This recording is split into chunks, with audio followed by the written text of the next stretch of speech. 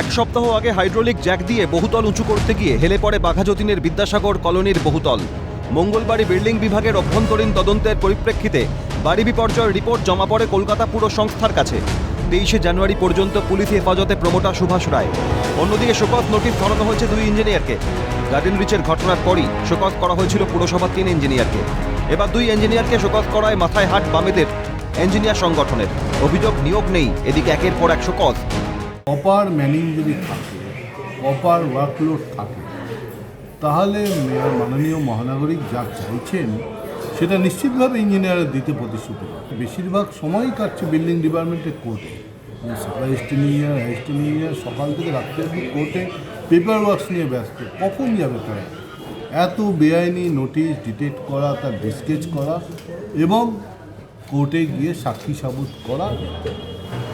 প্রত্যেকটি ইঞ্জিনিয়ার 12 থেকে 14 ঘন্টা কাজ করছে। অবিলম্বে 50% উপর অ্যাসিস্ট্যান্ট ইঞ্জিনিয়ারের পদ শূন্য। এবং যে ব্যক্তিকে অ্যাসিস্ট্যান্ট ইঞ্জিনিয়ারের কাজ করতে হয়েছে তিনি আদতে একজন সাব অ্যাসিস্ট্যান্ট ইঞ্জিনিয়ার।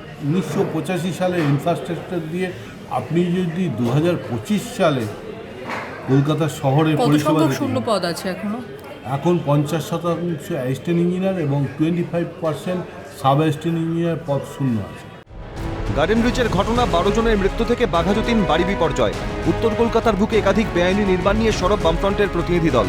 মধুচন্দা দেবের নেতৃত্বে মেয়র ফিরহাদ হাকিমের কাছে স্মারকলিপি জমা দেয় তারা। প্ল্যাকার্ড হাতে 99 নম্বর ওয়ার্ডের কাউন্সিলর মিতালি বন্দ্যোপাধ্যায়ের গ্রেফতারির দাবিতে স্লোগান তোলে বামেরা। অন্যদিকে আরও এক নজিরবিহীন চিত্র ধরা পড়ে সিএনএর ক্যামেরায়। ট্যাক্স বাকি, তাই জমির মূল গেট সিল করে দেওয়া হয় পুরসভার তরফে। তা সত্ত্বেও গেটের পাশে পাঁচিল ভেঙে ভিতরে জারি নির্মাণ কাজ। পরিকল্পনা ছাড়াই কিভাবে চলছে কাজ? ছবিটা কলকাতা পুরসভার 122 নম্বর ওয়ার্ডের 51 নম্বর হরিদেবপুর রাজা রামমোহন রায় রোডের। অভিযোগ পেয়ে ঘটনা খতিয়ে দেখার আশ্বাস চেয়ারম্যান রত্না সুরের। যদি হয় সামনে পাঁচিল থাকে, তার মানে এটা নিশ্চিতভাবে বলা যায় যে কোনো স্যাংশন নেই। লোকে করছে ঠিকই, আলটিমেটলি ভেঙে দেয়। যেটা আপনারা বলছেন, সামনে যদি কোনো ওই গেট বন্ধ করা থাকে তার ভিতরে কনস্ট্রাকশন হয়, নিশ্চিতভাবে তার পাশের পাঁচিল ভেঙে কনস্ট্রাকশন। হ্যাঁ, নিশ্চিতভাবে বেআইনি কাজ।